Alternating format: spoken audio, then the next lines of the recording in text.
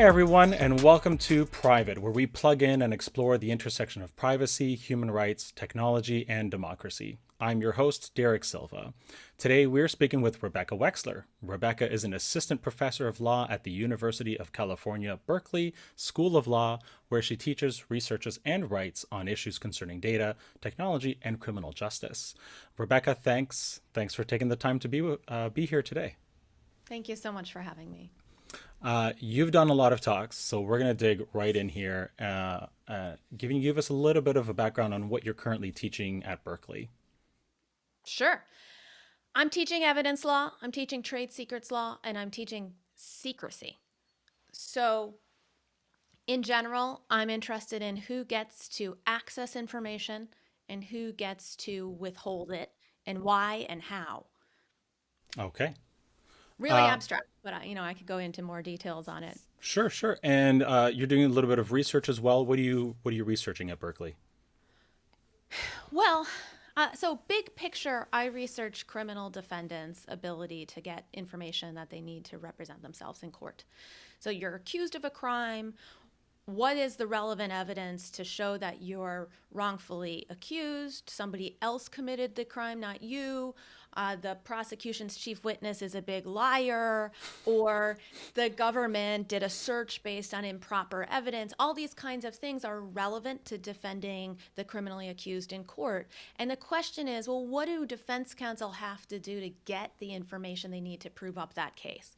That's really what I'm interested in. So when I say I'm interested in secrecy, it's about what kind of information can the government or private companies, perhaps, or individual people withhold from someone who's in that position, who's actually facing a loss of their life or their liberty. Right. Okay. Yeah, that makes a lot of sense. And especially when potentially your life is on the line, depending on the state or depending on the crime.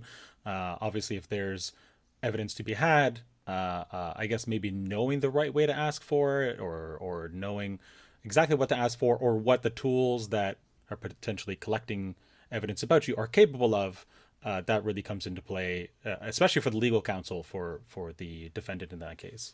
All of the above, all of the above. And that last point's a really good one. What we're talking about in a lot of these cases is, can criminal defense counsel get information? Mm-hmm. It's not just can the criminally accused, there's some gray areas around effective representation, how you talk to Mm-hmm. your client, but there's also ways that we can disclose information just to attorneys under protective orders. They can consult with an expert, technical expert in particular technology or a scientific method, and they can review that and make their case. So when I'm talking about disclosure, I'm really talking about disclosure to defense counsel. Not necessarily, it's a separate question how much information has to be public, say, about what the police do. Mm-hmm. But not everything that goes to defense counsel has to go to the general public. Right. Okay. Makes sense.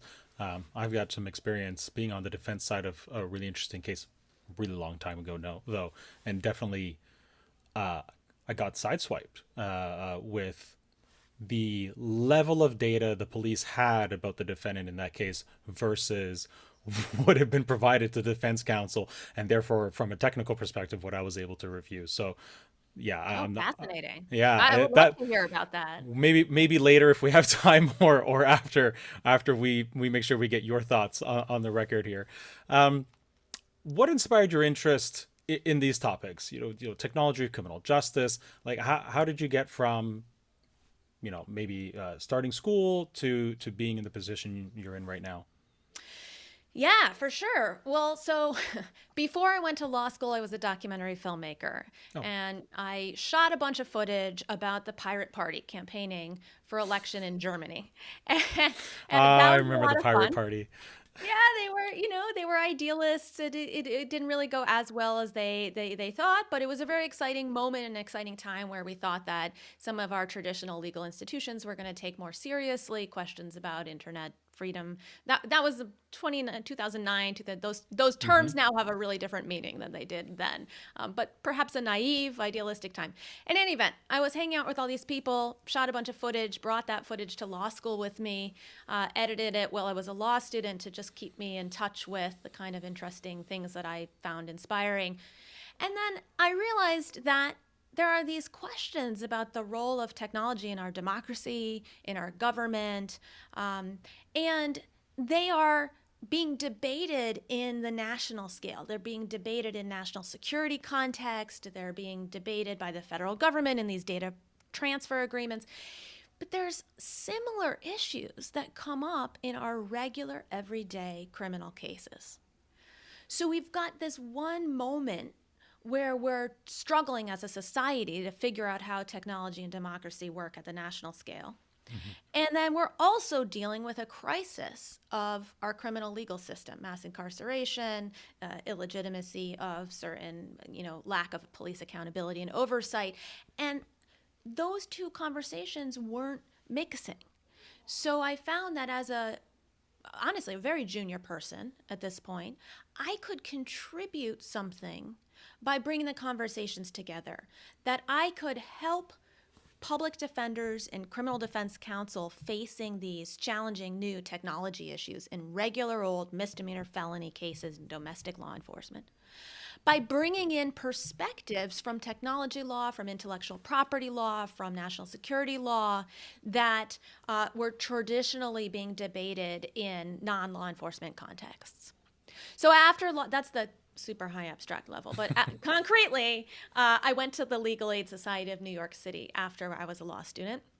And I spent a year working there as a fellow, as a public interest fellow, helping them set up.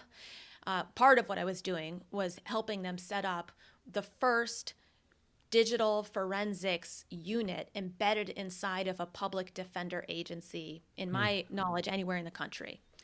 Also litigated some stingray suppression motions, some DNA motions. And so it was a practice focused on these very specialized technology issues in criminal defense cases. And that's how I got immersed in these questions. Okay, yeah, you're very deeply into it. Quick aside, I'm a former Pirate Party of Canada member. Oh, wow, I wow. was I So was you right remember around that that moment. time. It was right around that time. It's probably, I don't know if it was '06, '07, '08, but yeah, I remember joining and being on the message boards and trying to remember to contribute on the self-hosted message board at the time, which of course were run by open source software. I didn't end up getting involved too much. I think I donated a little bit of money, and then I'm pretty sure it's fallen apart since then. But yeah, that But you just remember really that moment. absolutely, and Yeah. I'm still in it. Like I'm not part of the Pirate Party of Canada. I don't think there is a Pirate Party of Canada anymore. I think the Rhino Party, which is really a joke party, has outlasted it, unfortunately. Uh, uh, But but they give us a good laugh every once in a while with a funny candidate, so they're worth keeping around. nice. I think you've kind of really segued into the next question here really well, because you were talking about dealing with stingray suppression and DNA motions and that sort of thing. Wanted to ask you about what you think about the rapid deployment of technologies like artificial intelligence and other data-driven criminal justice tech. How does that affect the relative power of law enforcement, prosecutors, and of course on the other side, criminal defense attorneys? That's the question. I want to say the $1 million question, but I don't want to put price tags on these things. That's the hard question that we're struggling with for the legitimacy of our criminal legal system. Biggest picture here to just set the context a little bit. The US relies on an adversarial system to seek truth in criminal investigations and prosecutions, right? We've got this Right. fight between law enforcement and prosecutors on the one hand and defense counsel on the other.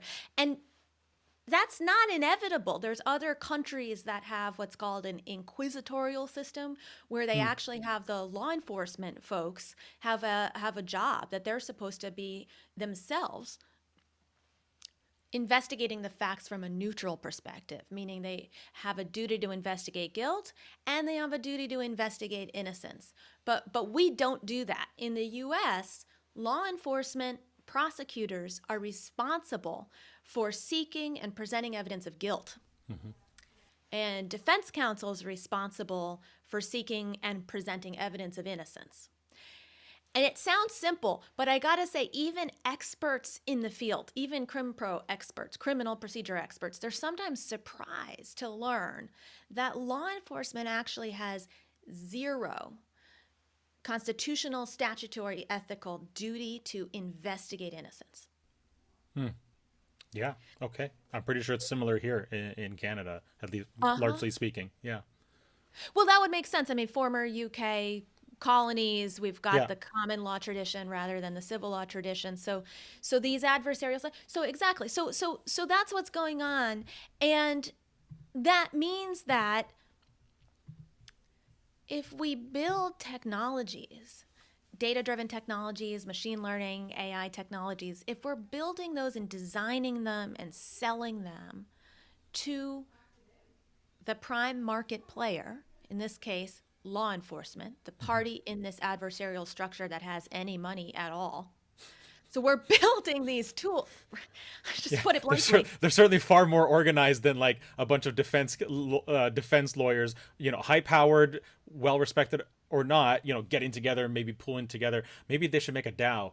Anyway, But query whether that's deliberate. I mean, I agree with. I yeah, mean, not in some like any nefarious individual actor kind of way, but why do we have a system where there's centralization and centralized cooperation by law enforcement with all the resources, but not centralization? We have this dispersed, under-resourced, overworked defense bar. hmm, That's already a problem. But add these new technologies, fancy technologies, the market builds them and designs them for the paying customer. That's law enforcement. hmm, And law enforcement's goal is investigating guilt.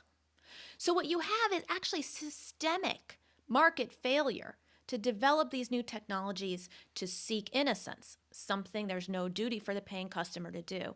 And by the same token, it's defense counsel's job to identify weaknesses in the government's case. We rely on defense counsel to do that. That's part of representing your client is, well, does the government really know what it's talking about? Or is this evidence as strong as they say? And so the project of poking holes in government technology testing through adversarial scrutiny, challenging, falls to criminal defense counsel. And it's no surprise that that means there's vulnerabilities in law enforcement technologies that aren't discovered until you have high powered actors in the market who take it upon themselves to do the testing. yeah. It actually, I think, would be really interesting to have. Like, I'm just thinking now of the uh, how contradictory it is for governments not only to fund uh, prosecutors or crown attorneys here, plus law enforcement, whether it's FBI, RCMP, local law enforcement, and also have to support legal aid. Not that they shouldn't, obviously, but legal aid's always fighting for more money, more resources. Meanwhile, there doesn't seem to be any problem having money, or very little problem having money for more police officers, more investigators, more prosecutors slash crown attorneys. Um, Regardless, and that's in New York, that's in California, that's here in Ontario. That doesn't seem to be the issue. The police forces have, in my experience, very little problem justifying their budget up until very, very recently, and saying, "Oh, we need more cops, we need more cops, we need more investigators, etc." And and of course, general trends are that there's less and less crime, so people want to make a correlation and say that's causation. Um, Whereas there's a lot of other factors that go into levels of crime and types of crime that happen. But legal aid, I think, regardless of where we live, or for the most part, regardless of where we live, is constantly strapped for cash. And there are very few people, I think, who think to themselves, "Oh, the other side needs more resources." I would argue they do. You probably argue they do. I think I'd be rather surprised at this point if you didn't, or you had a completely different model in mind, which you've kind of already brought up. But yeah, it's there's a complete power imbalance, and that doesn't seem to be getting any better uh, anytime in the future, and certainly not in the recent past. Totally right. Totally right. And that power imbalance is going to get exacerbated by data driven AI technologies, other kinds of technologies. Because again, who are they designed for? Who are they built for? Who are they going to, who's going to get to use them?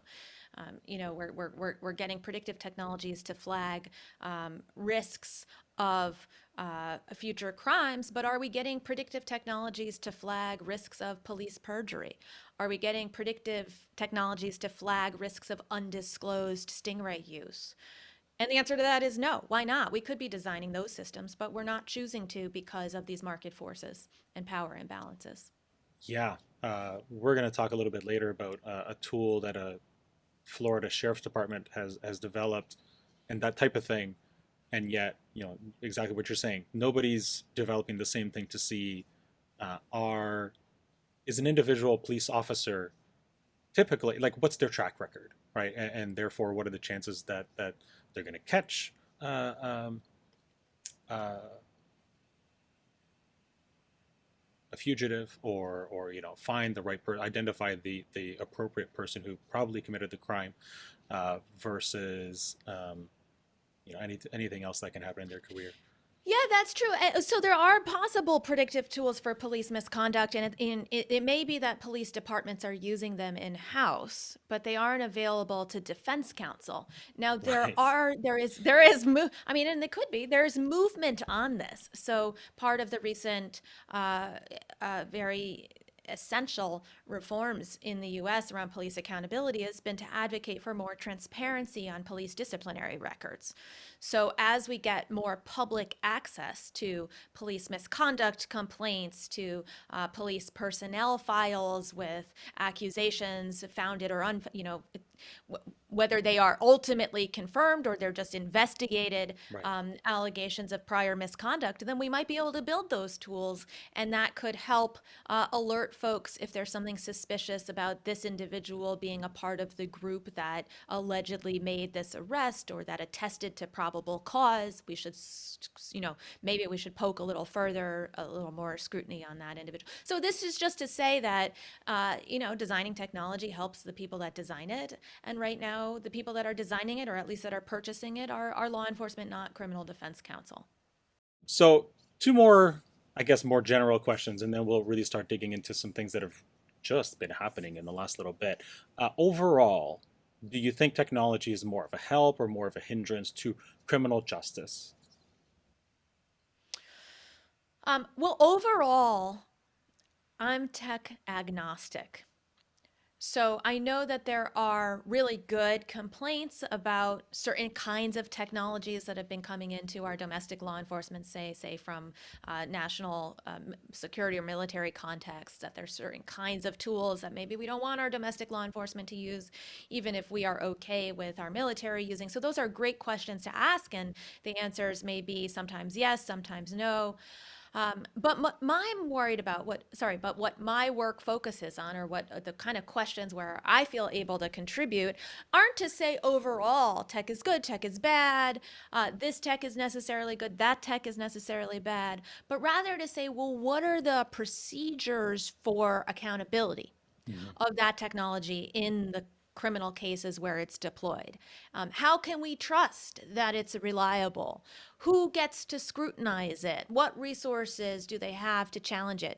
Who gets to keep it secret and evade that scrutiny? How, if at all, does it comport with due process and our legal commitments to having transparent trials and a right to present a defense? So, one of the things that happens that it's fun to talk with you. I know you have a very in-depth background as a technologist. One of the things that happens when I talk to technologists is a lot of times they'll say, well, here's the answer about the technology. And so we know best. And this happens in every kind of technology or scientific method. It happens with DNA. It happens with fingerprints. It will happen with digital forensics. So you always have some area of expertise where there are, very strongly held views. We need Mhm. open source software for the best security, or no, actually, open source is a source of vulnerability, or whatever it is. You have, or Yeah. source code reviews really, really helpful, or it's not helpful at all, and we don't need it. And so you have these expert debates. But the question from a lawyer's perspective is, well, look, if all we cared about was what the experts think, we'd let you try the cases. Sure. And we don't. Instead, we have courts. We have judges who are making these decisions and juries, your ordinary people who are making the decisions about whether to trust the government's evidence. And we have this procedure because we have certain democratic commitment to public representation in our choices of who we want to charge and prosecute for crimes and who we want to incarcerate or not, or Hmm. subject to capital punishment or not, that these are democratic choices that belong to the people. And so the courts are the ones that resolve them, and the courts belong to the people.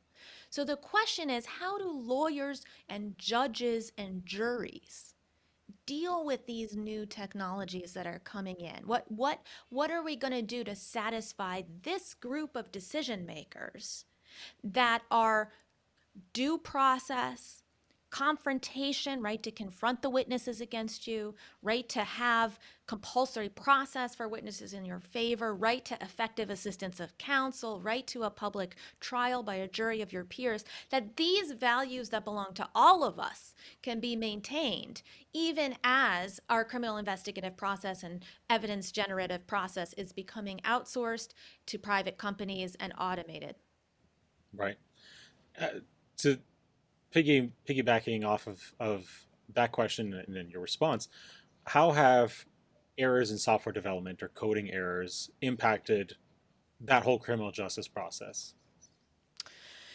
Great, yeah. So there have been a series of legal cases where criminal defendants have tried to get source code in certain kinds of forensic devices. The first wave of these cases had to do with breath test devices, and it was a few years back.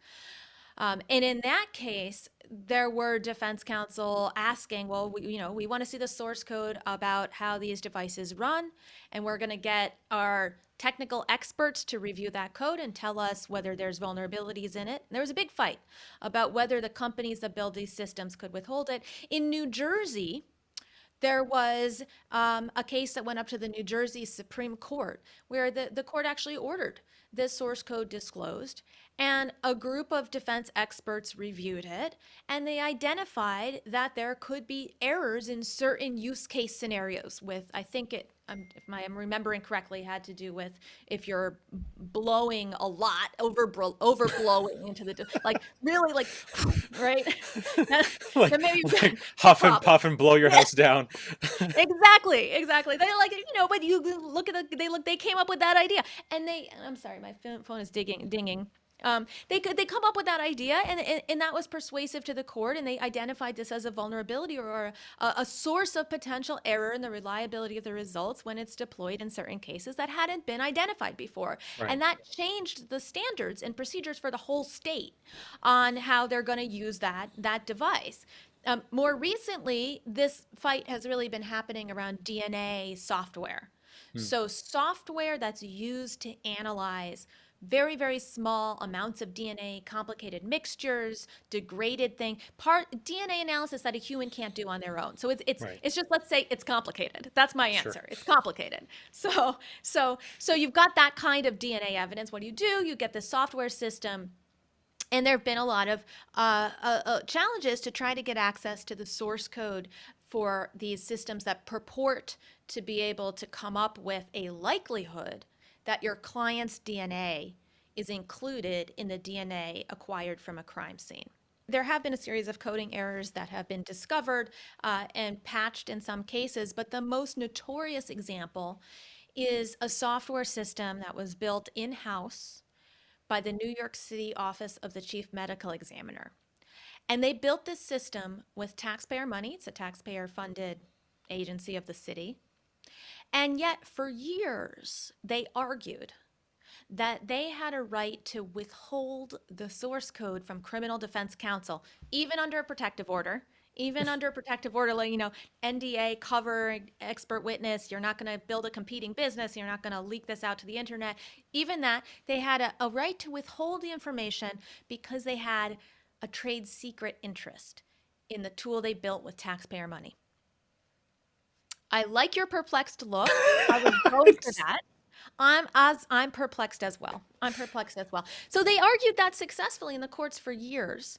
It finally reached a federal court. You know, most of our criminal cases take place in state courts. It's Hmm. state courts that managed to process the cases that have created mass incarceration. But the federal courts have a little more resources, a little more money, and this issue ultimately reaches federal court. It reaches a judge who is the former general counsel of the FBI, a woman named Valerie Caproni. So, somebody who's used to keeping secrets when they matter. Hmm. And she totally called this company's bluff. And she said, you have no reason to withhold this code from criminal defense experts. Ordered it disclosed. And Nathan Adams, who is a expert, a computer science expert who does a lot of work for the criminal defense bar, identified that there was a function in the code that discarded potentially relevant data that hadn't been disclosed. Yes. I just, for anybody who's listening, I'm dumbfounded, and anything I think developed by a government, unless it's specifically for military purposes, right? Like if something, if the Air Force, who I know has a big hacking division, um, develop something and they want to make sure the People's Republic of China, or the sorry, not the Republic, people are great. The Chinese Communist Party doesn't get their hands on it. Fine. You don't want Fuzzy Bear or APT 29 or whatever it's called in Russia to get their hands on it. I totally get that. That's fine. There are actual potential national security issues at play there. But this sort of thing, whether it was built here in Ontario or by the state of New York or by the federal government of Sweden, ultimately that's actually a tool that could potentially be licensed out for something relatively affordable, save everybody a ton of time and money. Everybody can help improve it, and you can actually end up with some sort of standard software that lots of criminal medical examiners understand and use, and continuously is enhanced and improved. And because ideally the source is public, somebody could come along way sooner and identify a problem here. And so just, there's so many implications to that not being made available for years and years, even under court orders. And now you end up with, I would guess, dozens, maybe hundreds of cases that could potentially be retried, I think it which, was thousands. Yeah, oh ProPublica my did some God. reporting on it. They had to go back and challenge. Yeah, affected thousands of cases. Yeah. Sorry to Yeah. interrupt. Yeah. No, I'm just trying to explain to people why I look the way I do if you're not watching the video version, and why you're reacting. Um, yeah, I and just like kind your of what's going vision. through my mind. Yeah. Yeah, I like your vision of a program that where the code is open, everybody can scrutinize it. We know what it's doing, just like we know, hopefully, why and how we're prosecuting people when we as a people take that extraordinary step.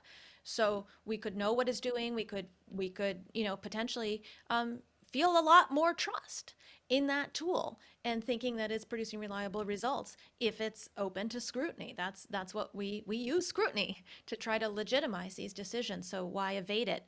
And I think I just want to go back to your point about the military secrets.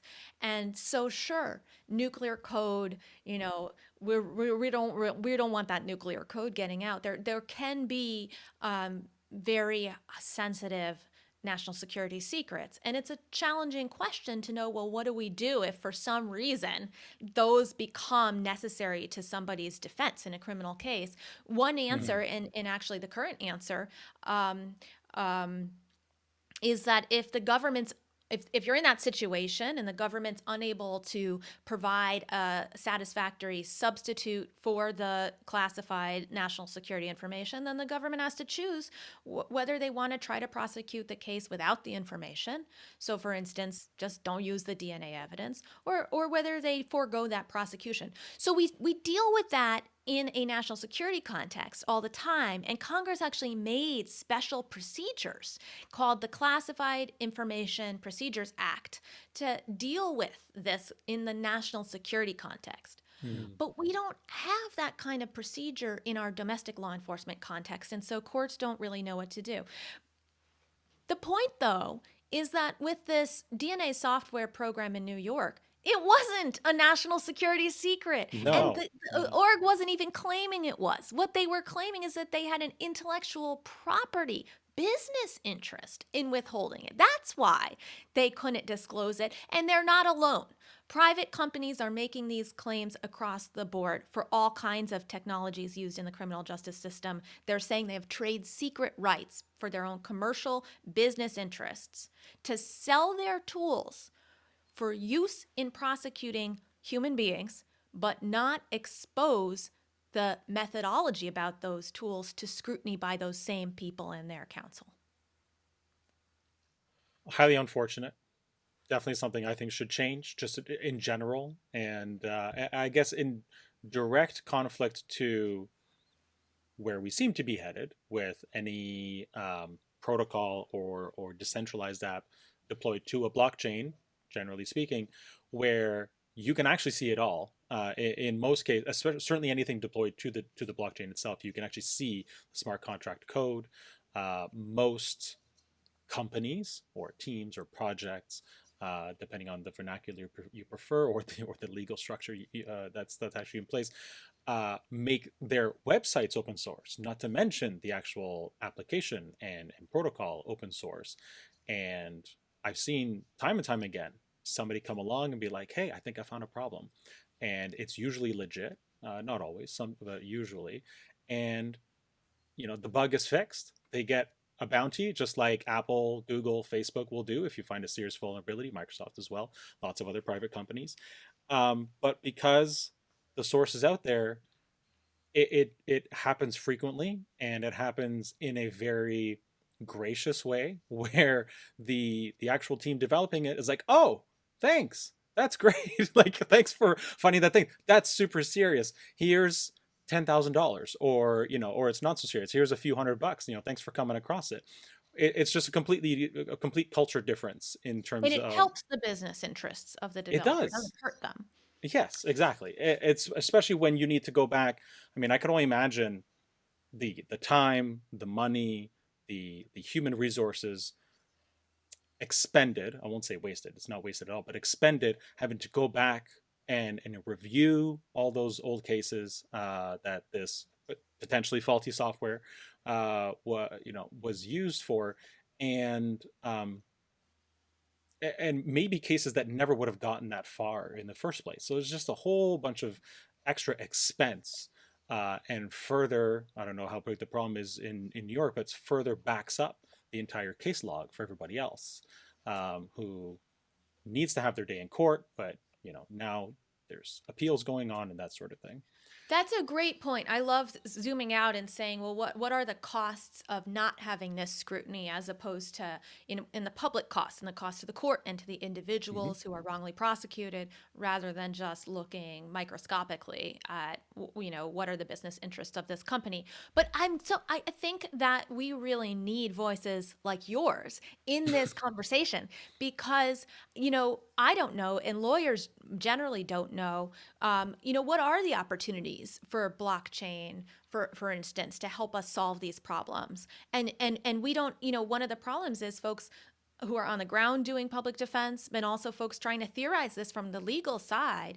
It's hard to access expertise like you have and other technologists have on this. So what could blockchain do to help us? Oh man, I don't want to make this about me, and I certainly don't want to turn this into a pitch for blockchain. But I'll say briefly, the big differences I think would be the culture difference, the culture around the software development, and making the source open, and being open to the scrutiny, and almost expecting it, and even welcoming it, so that the tool does get better. That's the goal. Like, it should be the goal, at least. It shouldn't be the goal to develop this thing in house, or outsource it and pay for it with taxpayer money, and to pretend like nobody could ever else come up with the same way of doing it, right? Which is what something patents like to cover. Um, if it's taxpayer money, by default, it should be open source, I think.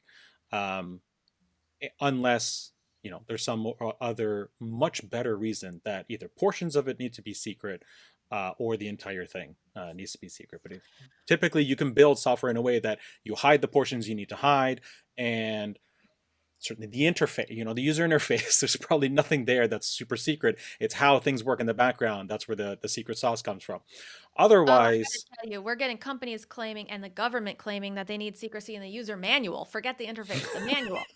A friend click. of mine just had his subpoena denied for the Oh man. my I'm goodness. sorry, it's proprietary. We can't give it to Yeah, you. click here to nuke. Um, but otherwise, the only other major difference I think would be storage. So where's that data stored? What format is it stored in? Is it easily accessible by the defense or by any other party that needs to see it? There's all sorts of things, potentially there that if, the results, I actually wouldn't say that should be necessarily on a blockchain. Blockchain blocks are actually typically quite small. There's persistent storage that you could use and help prevent loss in a variety of ways. So maybe that's the sort of thing to look at. But otherwise, at least off the top of my head, I think the biggest change would be the culture. It just That's helpful. That's really good to know. The example in New York, it's the technology was called FST, the Forensic Statistical Tool. If anybody wants to look it up, fabulous reporting from ProPublica, Lauren Kirchner on this particular tool. But I think one of the issues there was really also just version control. So could mm, we help? Could blockchain help with version control? Are you using the version of the software that was approved by the regulator, or has right. somebody in your office done a little tweak that they just decided not to mention? Okay. Yeah. Yeah. There's open source tools in general, not blockchain specific. Git as a version control system, Mm. and a few others that are lesser used, but still used by a variety of people.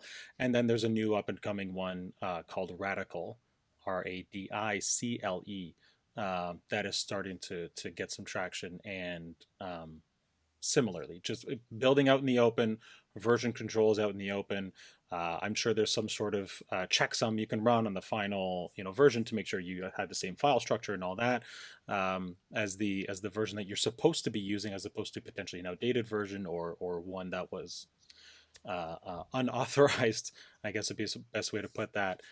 So yeah, there's some tools there, but again, that's more of a culture thing. Use a version control system, run the checksum on it to make sure it's the same every single time, um, and that could probably be automated. Every time you run a test, you run the checksum first, and then you run the test, and that's part of the results of here's the latest version of the software according to our Git repository, and from the report, same checksum. So There are you probably still no need some way to verify that that's actually true, but at least on the face of it, you could say, okay, well, that's the latest one, and looks like they're using the latest version as well.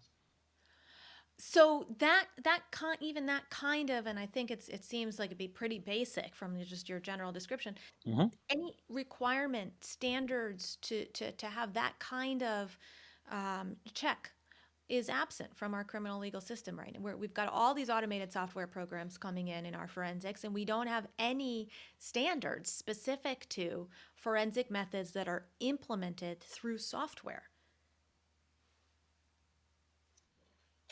Get a change.org petition going. I think we've gotten off of our agenda. Yes, we have. Let's I'm sorry let's about let's get that. back on track here. No, that's All right. okay. I think it's still an interesting discussion to have. Um, I got digging deeper into this very recent, like literally yesterday, from the date that we're recording this. Moxie Marlinspike, founder of Signal, or at least co-founder of Signal, very popular messaging app with encryption and all that built in, end-to-end encryption built in. Um, Apparently, recently, he and his team came across a package from Celebrite that fell off the back of a truck, according to Moxie. And you quote, truly unbelievable. True, right? What Truly are the unbelievable. chances? Yeah. Um, so of course, not one to waste an opportunity like this. Him and his team did some digging around. They were able to identify a number of vulnerabilities in Celebrite's own software. And for anybody who doesn't know, Celebrite sells forensic tools, largely speaking, to governments, law enforcement agencies all around the world. If you look up the name Celebrite, you'll see many, many, many news articles about them. Can you tell us a little bit more about Celebrite, the tools they build, and what sort of insights we have now, knowing what we know based on what Moxie Marlin Spike posted yesterday? Yeah, sure. So you just in the general, what's Celebrate? What kind of tools? It's a company that they build these devices or these systems that allow you to that they sell to law enforcement. Law enforcement takes a physical device, your phone, your tablet, your computer, and they extract the data from it, and then they can use that in court and say, here is data we got off your device. Hmm. They have a couple of competitors as well. One of the ones that I want to bring up is Grayshift. That's a US based company. It's one of their prime competitors. And And so Celebrite is Israeli, I think. I believe Celebrate is Israeli. I believe that's right. Yeah. And so one thing I want to say here actually is about the fell off the truck story because I don't know. There's a picture on the blog, on Signal's blog, of the device on some asphalt. So it might have fallen off of some truck, very possible FedEx. there was, or a FedEx, or maybe, CEO's truck, one of the employees that could drive it around the parking lot and push it off a truck. And there you go. You fell off a truck. So it could be believable. But the backstory, I think, is going to have to be that Celebrite actually makes their main device available to non law enforcement. They sell this UFED device generally, including to criminal defense counsel. Okay. And so I want to at least say Celebrite's really been humiliated here. Let's just start out by saying it's a humiliation. It is. Um, and yet, I just want to say one thing about that's a positive for Celebrite in this moment, which is that at least they do make this tool available to be scrutinized. So I don't know what truck it fell off of, but the general UFED device is available for people other than law enforcement to buy Okay. it and test it and scrutinize it. And that's a good thing. And this example shows why that's a good thing. Because when you get somebody with resources and motivation, here there was motivation, they can expose vulnerabilities that we need to know about if we're going to rely on and trust on technology in our criminal legal system. By contrast, they have a premium device. Celebrite as a premium device, UFED premium, that they don't sell to anyone but law enforcement. They call it law enforcement only. And their main competitor, Grayshift, doesn't sell their extraction devices, their digital forensics extraction devices, to anyone but law enforcement. And it gets worse. There's a series of other companies that say they have law enforcement only tools. Now, some cases, oh, well, maybe there's a big security risk, but there's a company called Gladiator Forensics that sells a cell tower signal strength mapping tool where you have this handheld device and you drive around with it and it measures the signal strength, uploads it to some cloud server that the company controls, and they spit back out a map. It Hmm. says, here's where the signal is and isn't. And then law enforcement uses that to determine somebody's location in prosecutions based on where their phone pinged off of a tower. You must have been in this area because that's the tower's signal strength. Okay, Mm. there isn't, that I can tell, a legitimate security rationale for keeping that device a secret. The cell No, I'm phone sure some company, carriers would love to have it. carriers have their own. Like, how is even carriers do this for their routine maintenance? And Yeah. so it gets to be more and more ludicrous when you see companies that say, I only sell this to law enforcement, so therefore I can't give you a copy, criminal defense counsel, or I can't let you purchase it, do training in it, get a license to test it. Oh no, that would be a security problem. Only law enforcement gets to see this.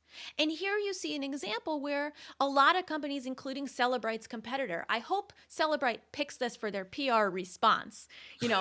Have Grayshift put their thing out on a bunch of trucks and drop them off for security people to scrutinize. Like, that's the way you should respect. Hey, at least we're being out there and open so our Sure. device can be tested.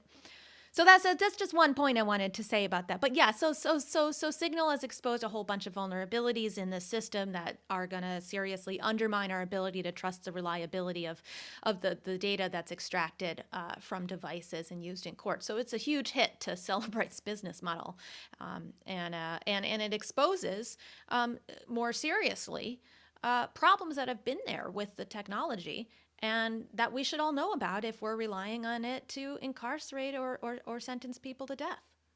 Yeah, I think part of what you're saying there is that there was a bunch of vulnerabilities that exist in the software that are, by software standards, very old, like like over a decade old. Not as many back then, but I think they peak around, if I remember the charts correctly, around 2009, 2010. There's like 74 vulnerabilities or something like that from that year that still have not been patched. It's over 10 years ago, and then in recent years, double-digit vulnerabilities again. Which, if the tool is used in the way Celebrite intends it to be used, might not be a problem. But if somebody within a law enforcement agency or other government agency gets their hands on it, it's got a vendetta for the defendant on trial or something like that, there are then backdoors, vulnerabilities that they could exploit, and presumably they are smart enough to do that, because or else they wouldn't have the job they have, and inject additional problematic evidence, that planting evidence, which has happened It's before. happened. It's It's happened happened. before. It's happened digitally, I'm sure, and we've all heard of instances where it happens physically, Right. and Celebrites literally just left this open for a variety of vulnerabilities that are like 10 plus years old, um, for That's that to right. happen. That's, I That's think, right. really the underlying problem And here. I'll say, so I think you're talking about a threat model. What are the circumstances where these vulnerabilities might be exploited? How worried are we about these risks? And I think you've given us one example, right? Law enforcement tampering. Hmm. These devices operating people who are sophisticated technologists, maybe they have reasons to plant evidence or delete evidence, could go in either way. Sure, Uh, yeah. and I'll see another thing, and I hope I'm understanding this right. But my understanding from the Signal blog post is that they're saying that they can lace an app or a physical device with a file, that when the device is then connected to the Celebrite machine, it can modify data on the Celebrite machine. It can extract data from the Celebrite machine. It could delete or insert data into the Celebrite report, and it can do that for the device that's being tested in this moment. It also Hmm. can do that retroactively for prior Celebrite reports and prospectively for future Celebrite reports, and so Oh my undermining our goodness. faith in the accuracy and reliability of the Celebrite reports, past, present, and future. Now, what's the other scenario where that could happen? Well, potentially, if I'm going to commit a crime. Okay, so this is be a pro law enforcement view of this. I'm going to commit a crime and I'm super sophisticated about the technology, organized crime, whatever. We've got lots of people, sophisticated criminals. And I say, "Oh, well, now I know there are these vulnerabilities in the Celebrite system. I'm just going to lace my own devices with some of these files so that Mm, when I'm arrested and they're seized and law enforcement tries to get the information from my device, I'll corrupt the investigative process." right. So it's a serious concern to have these vulnerabilities, not just the idea that we're going to falsely accuse people who shouldn't be, have law enforcement planting evidence. That's a very serious concern. And also that Celebrite's not going to do a good job catching the sophisticated criminals because their system isn't up to the task. Yeah. But zooming back out, how did we find this? We found this through adversarial scrutiny by somebody with motivation. Hmm. And so, guess who else has motivation? People who are accused of crimes. Yeah. And we as a society rely on that motivation to surface problems with the government's evidence of guilt. So we need to give criminal defense counsel and their experts access to the information to do their job. Yeah. I mean, potentially, Gray Shift might want to tarnish Celebrate's name, because it probably results in more business for them. Or, like that adversarial thing, you could take it, you can look at it in three or four different ways, maybe Sure. more. Yeah. I remember when I was at Legal Aid, the criminal defense counsel there used to talk about this with the competing businesses creating these DNA forensics. They called it alien versus predator. So get the get the get the expert from one company to expose the vulnerabilities in their competitive company. Sure. But a call to gray shift. Look, you want to make this particular hacking incident, turn it to your advantage. Put out your own gray key device and invite people to test it and scrutinize it. Yeah. Look, show that you're open to this kind of challenge by being transparent and by saying, I want to know these vulnerabilities. I'm going to fix it. You're going to rely on me, not on Celebrite, because I care about transparency and security through transparency. So that's, I think Gray Shift. One other point about that hack that I'd love to share is that one of the accusations from Signal is that they discovered code that Celebrite was running that may be unlicensed code owned by Apple. Oh yes, I heard briefly about potentially putting themselves in legal hot water with Apple. Yeah. Yeah. And I don't know whether that's something Apple knew about before or whether Apple's unlikely, maybe they knew about it and they didn't sue and therefore they're precluded or who knows. I don't know if there'll be actual legal liability in this particular case, but it's an example of another reason why we should be skeptical when companies say, I don't want somebody reviewing my code. Are they really trying to protect their own trade secrets? Or are they trying to conceal the fact that they themselves might be IP violators? Hmm. That they might have unlicensed code in their system and they don't want that exposed. So then they're taking this very pro IP perspective and saying, oh, we've got to respect IP, but maybe they haven't been so respectful. Excuse me. Maybe they haven't been so respectful of others' IP. Yeah, they would not be the first. We've seen that time and time again in the past. Um, Maybe a little bit more broadly, and maybe this is it. It's the security by obscurity hope and faith that some of these software developers, I'll call them, and they're not always vendors, have. But when it comes to information technology, what do you think are some of the biggest threats to criminal justice, equality, and human rights?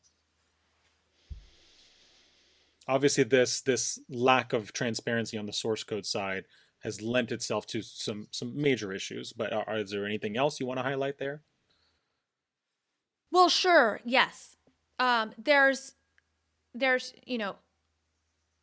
I think much more significant than, uh, or I don't know, say more significant. One of the huge challenges with automated systems entering the criminal legal system is bias, and automating bias and calcifying bias into our technologies where it might itself be obscured. And Hmm. so, prior policing data used to train police predictive algorithms is going to encode the racial biases of past police practices into a system and then put a sheen of objectivity over them. These kinds of concerns are really big and really important. And so I'm just going to say I want to acknowledge that possibility of a new kind of systemic racism. It would be technically encoded racism through training data that becomes laundered into technology where the racial bias is no longer as transparent. So that's a huge problem. I would say that's even part of at the highest abstract level, even just zooming way out further, the risk that we will lose our commitments or ability to assert control, our due process commitments, or our ability to assert control over prosecutions done in our name as the people, because the investigative and prosecutive processes are being automated and privatized. Okay.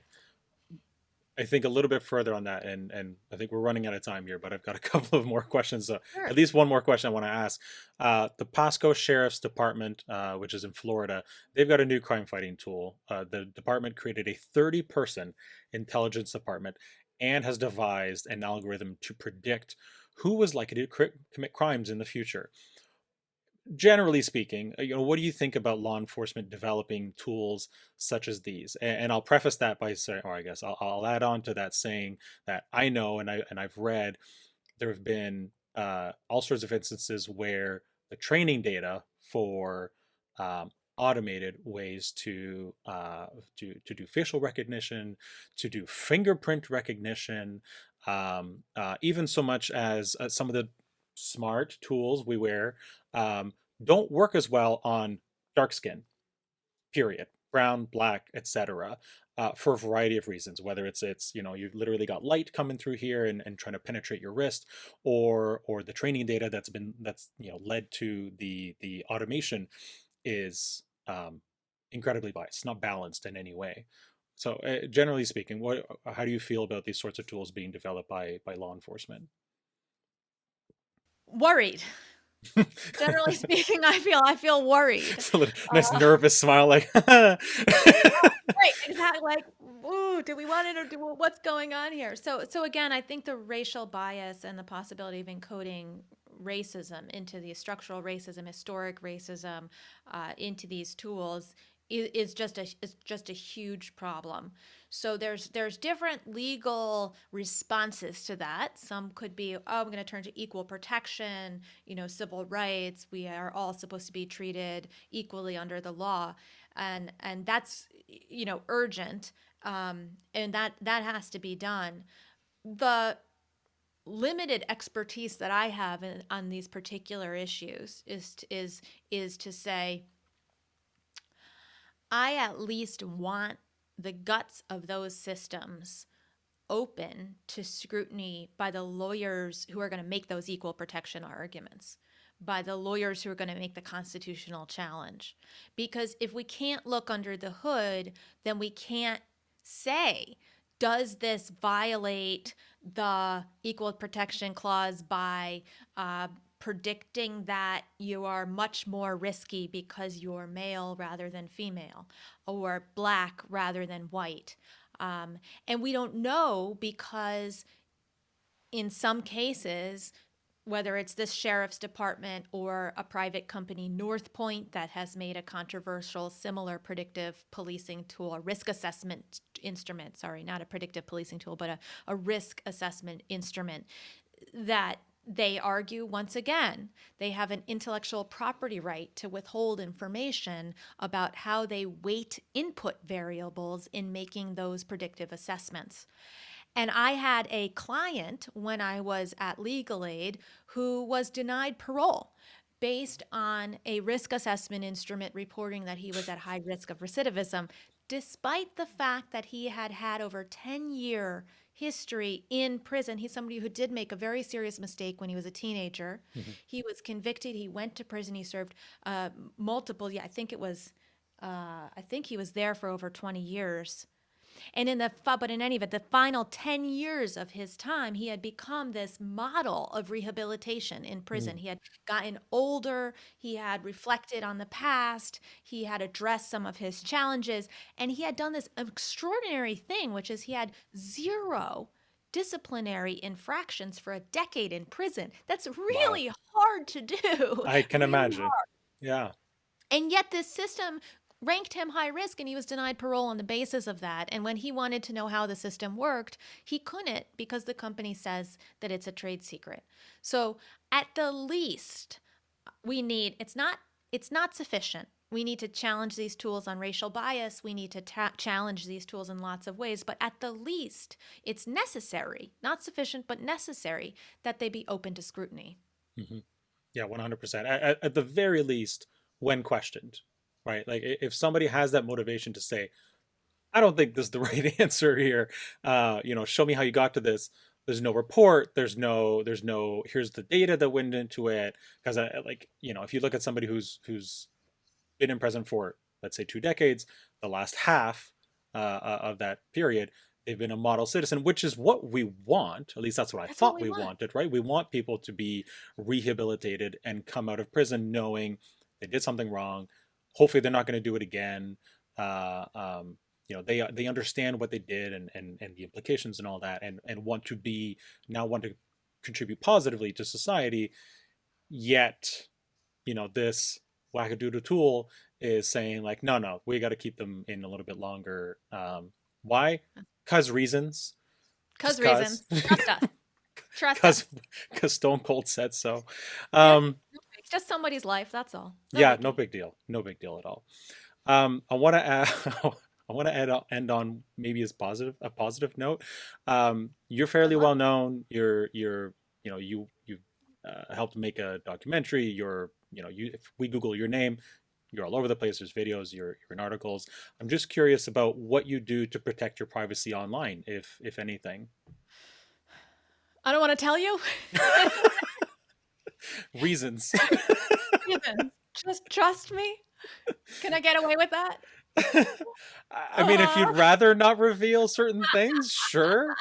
Uh, like I mean, look, I'll say it does, it feels like an uphill battle. It's very I'm hard not to asking have. for your pseudonym. I don't want to know Yeah, yeah, yeah.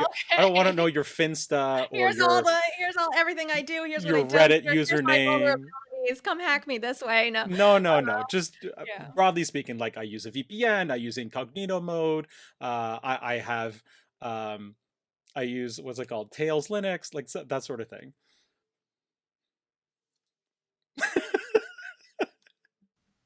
No comment. Okay, all right, that's fine. Um, You can put it in. I'm gonna say it's not an optimistic note. I'm sorry. no, I'm sorry, that's not an optimistic note. that's fine. Let's do this instead. What are some of your predictions for privacy law in the future? Assuming we get this change.org petition going and really make a change. What I hope for privacy law in the future is that we have some mechanism to protect the rights of the criminally accused. We didn't get to talk about this in this podcast, but there's a big problem I've been working on, which is that privacy statutes Hmm. have a pattern where you've got these well-meaning lawmakers, they want to pass a privacy law to protect users, data, and law enforcement has a powerful lobby. So they come knocking and they say, yeah, that's fine. Put some restrictions on disclosure of data by company intermediaries. Put some notice requirements so that we're going to have to alert users if their data is disclosed, but give us an exception.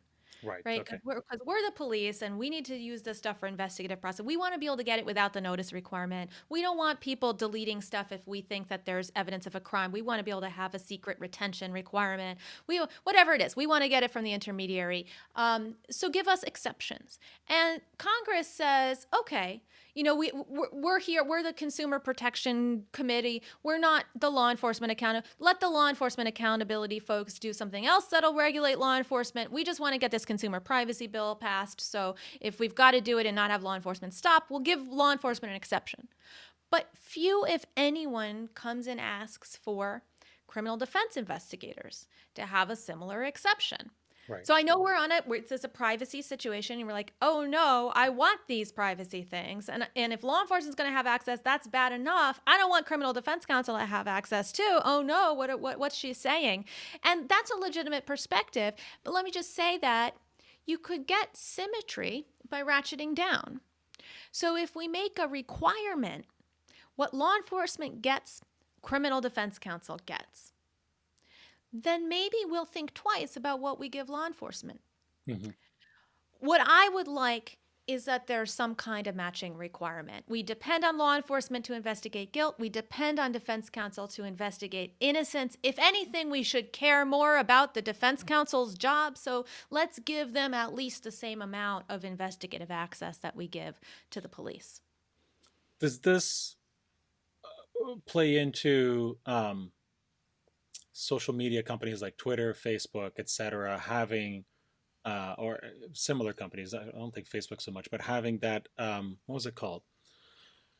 The canary clause or something like that, where they were allowed to Divorce put up. Diaries. Yes, right. So they're the warrant canaries. Yeah. So like we'll put up this message that says nobody's asked us about this thing, and then as soon as we have to take that off the website, you know that that's no longer true. Is does that kind of play into this at all, or is that a little bit separate?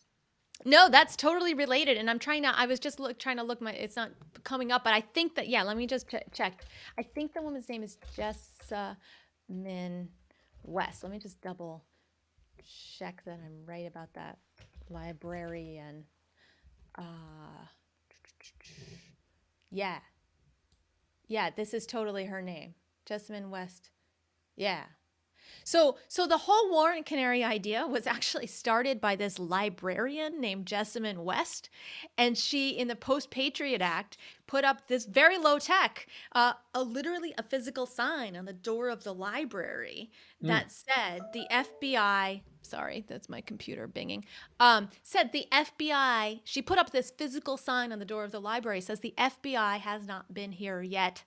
Watch very closely for the removal of this sign.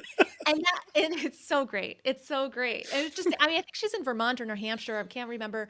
Oh, see, I Maybe would have guessed she was somewhere in like I don't know Santa Barbara, San Francisco, which is how it got transported or lifted, whatever accommodated, not accommodated, started being used by expanded, companies like yeah amplified, by all these different websites. Now maybe adopted. there's yeah adopted, there we go. Maybe there's a case to be made of, well, most of these companies are based in Delaware's not that far from Vermont, and maybe a lawyer or somebody was like, hey, that's a great idea, I should tell my clients out whose offices are actually somewhere out west, Yep. most of the time. But It's this that's like amazing. radical librarian. Super cool.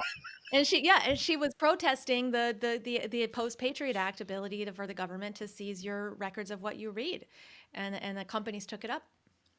Yeah, go her. Yeah, no, that's amazing. Like that's an just an awesome story to hear. I would also say you could also easily picture her being from New Hampshire, because I'm pretty sure New Hampshire state motto is "Live free or die." But Yeah, regardless, that's great that she's from Vermont. Doesn't really matter. yeah. Um, that's I that's don't know, and I don't amazing. want to get the wrong details. She's from New Hampshire. I don't want to get. No, Somebody's that's got to fine. look her up. Somebody's got to look her up. Here. She's got a Wikipedia page. I'm looking at it right now. Of course she does. Yeah, yeah, She deserves it. yeah. Um, see, she should be on a commemorative stamp or a coin. Vermont. Vermont. Sorry, Okay, Vermont. that's fine. That's the sort of person who Judge Valerie, what was her Caproni. name? Caproni. That should be the type. That's the type of person who I want to see on a stamp or a coin, even if for just a little while. Like that's to me, those are I love people that who idea. are clearly standing up for the law as is, whether it's a state law, federal law, or the Constitution itself, and making sure that there are some sort of standards that we're still trying to hold ourselves up to, us Well as put. society in general, or a populace on this planet in general. Um, I would buy that. I would buy that stamp. I would travel to Michigan or New York. I'll take my pick and buy that stamp and come back. I won't be able to use it from here, but I would. To me, that's worth the trip for sure, just for a Same. stamp. Um, I know we've gone a little bit over here, but I No, just, this is so you fun. you I'm made having a a blast. good point about not talking about this. So, what about recent state laws? Like California has one now, that is has been compared to GDPR. I don't think it's nearly as broad, but certainly gives at least California residents or companies in California certain responsibilities, rights, etc., that better protect privacy. Obviously, it would be better if there was a national standard, because it'd be much easier to apply, it'd be much easier to adhere to than worrying about Delaware, California, Kansas, Missouri, etc. Um, are there any? I guess are you satisfied with California's law? Do you wish it went further? Uh, uh, what's coming next down the pipe in a similar vein?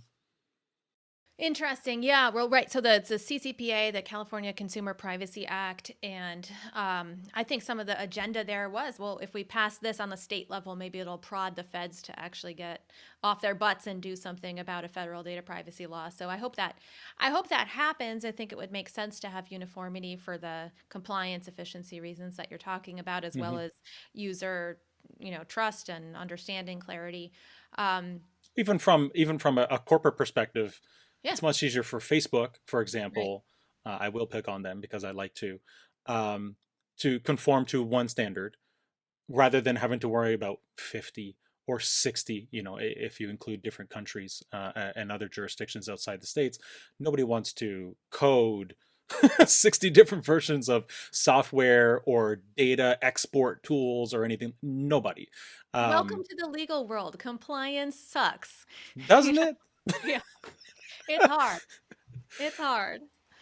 So I'm like, yeah, I think California does often, whether they like it or not, set the model just because of how large the population is and how much influence they have in general, how many companies, very powerful companies, are based there. Are you seeing anything else across the country or maybe outside the country that gives you some hope that there's additional movement on this coming? Yeah, well, so sure, there's been proposed federal privacy bills. They've been cycling through. I think the Biden administration, there's much more likelihood that we're going to get something there. I hope so. There's debates around and the attempt to negotiate new data sharing agreements with the EU for cross-border data transfer. So this is happening. India has a proposed data privacy protection act. This is happening all around the world. People are worried, lawmakers are worried about privacy invasions from the digital economy, from data mining markets. They're also worried about data sovereignty. How are they going to protect their own citizens and own persons' data in across borders? They've got data localization requirements that are happening. So there's a lot. I mean, there's a huge and essential debate about this, and I like your point. Yes, the kind of it's easier to comply with one standard rather than the other. That creates two effects, right? One is a race to the bottom in the sense that we say perhaps censorship might be a race to the bottom. A company that needs to comply with a very strict government censorship regime, maybe they'll Right. just censor everything for everyone, so they only have to do that. And then this might be the CCPA might be a race to the top. If we've got special privacy protections in California, well, why don't we just give those privacy protections to everyone so that we only have those uniformity? So there are these dynamics at play, and a kind of push for federal preemption, little legal jargony word, but meaning that if the feds pass this law, then it'll be the one that controls and the states won't be able to do their own versions. Right. But I think for me, the point that's missing from this debate, and so I'm just going to hammer home on it, is are we screwing criminal defense counsel in the process? Excuse me. Are Okay. we eliminating their investigative rights? So it's a tiny piece of the broader privacy legislation debate. And yes, we absolutely need uniform federal privacy protections. We need to have the government step in and protect user privacy in a more substantive way than notice and consent regimes, which have failed us. Lots of people have discovered that. So yes, it's totally essential. And we can do it without undermining due process in criminal cases. But currently, we're not. So, at every level of this, these laws are unfair to criminal defendants. The negotiations between law enforcement in the US and law enforcement elsewhere to have treaties for cross border disclosures, the Cloud Act agreements that are in the process of being negotiated to have extra speedy access for law enforcement Mm. cross borders, they're only being made for law enforcement. Well, what happens when criminal defense counsel needs data across borders? Do you know? I'll ask you a question. Do you know what year? um, or let's see, how can I put this? Um, yeah, I can't frame this question, but so it used to be a long time ago that the way to get cross border data in a criminal investigation was to basically ask the court, pretty please, in the US. They ask the State Department. The State Department asks the diplomats in the other country. The diplomats Hmm. ask the court in the other country, and the court says, I'll consider it. So it's all discretionary all the way, right? It takes years. It's called letters rogatory. In the mid 20th century, civil litigants were like, that's not working for us. We need faster access. And they have this thing called the Hague Convention, where they made access for civil litigants more Right. efficient. Right. That still takes a long time. Then in the 80s, law enforcement's like, this isn't good enough. We've got to get these treaties, these mutual legal assistance treaties. They start negotiating those for their access. And then post internet world, law enforcement's like, those MLAT treaties, they're not good enough. Now we need cloud agreements. Everybody's getting it faster and faster and faster. But defense investigations have been left in the dust. They are still relying on the letters rogatory process. Oh, wow. Okay. That's a problem. Clearly, that's not a problem I'm going to solve. Sounds like it's the type of problem you could work on, and you probably are already in Trying, some giving way. it a try. Yeah. Okay. That's yeah. That's I mean, no matter how you look at it, and what I try to tell people in situations like this is put yourself in their shoes. Be really selfish about this for a minute, because if you're only looking at the other side of it, of like, well, we got to make sure we catch criminals. You're looking at a very selfish lens of, well, I'm probably going to be the one who's impacted by the criminal, and therefore I want to make sure that the evidence, that the data gets sped along really quickly. Great. Okay. Pretend you're the criminal for a moment, or you're the person accused. You're the person accused. You Right. know that in Sweden or France or I don't know, Lesotho, there's some data that will exonerate you of this crime that you are alleged to have committed. Wouldn't you want to get that really, really quickly? Like, or at least as quickly as the police could get their evidence that implicates you? Of course you would.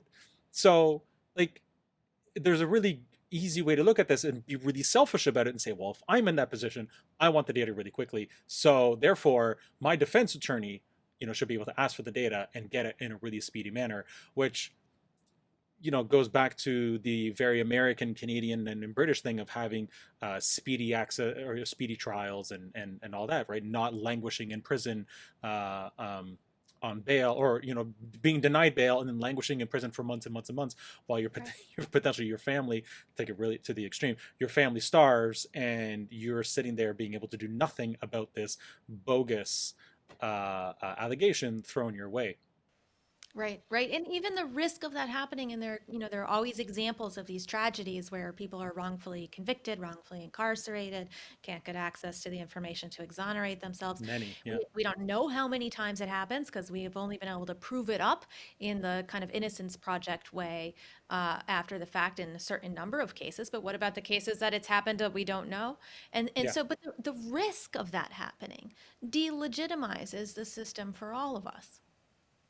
Yeah, 100%. I mean, like, again, go back to the I'm a taxpayer, I'm waiting, right? I'm paying for this delay of the defense attorney having to write this letter and send it to the State Department in your case, or my case, probably Global Affairs Canada, send it over to the matching department in the other country, and go back down the chain that way. If that takes more longer than it should, courts get backed up, unnecessary appointments to appear in court and be like, sorry, I still don't have the thing. That happens, and then the court, another date gets set, etc. Everybody pays, and we all end up paying for this incredibly slow process. And so, at the very least, if police are going to have the ability to get data quickly, consequently, either that same data needs to be provided to the defense intact, or they should be able to go ask for it as well, probably as well. That I don't think it should be an either or. They should also be able to go and seek that data when they know it exists. And if they have to hand it over to police and say, haha, see, there it is, there's the thing we told you we could get, again, then it saves everybody time and effort and money in the end, and we end up with a more equitable, judicious system that actually costs less. Imagine that. Well put. That's an optimistic note. There we Let's end go. there. Let's all That get is an there together. optimistic note. We will end it there. Rebecca, thanks so much for your time. You've been Thank incredibly you. generous with it, and Certainly I pleasure. love seeing the vigor and the passion when you talk about this. It clearly you really care about it, I and do. And I'm grateful for you for reporting on it. Thanks for helping get the word out about these problems and injustices that we can actually help fix. yeah, it actually sounds like it's not that hard. It's just a matter of actually making it happen. So That's right. thanks again for your time. Thank you.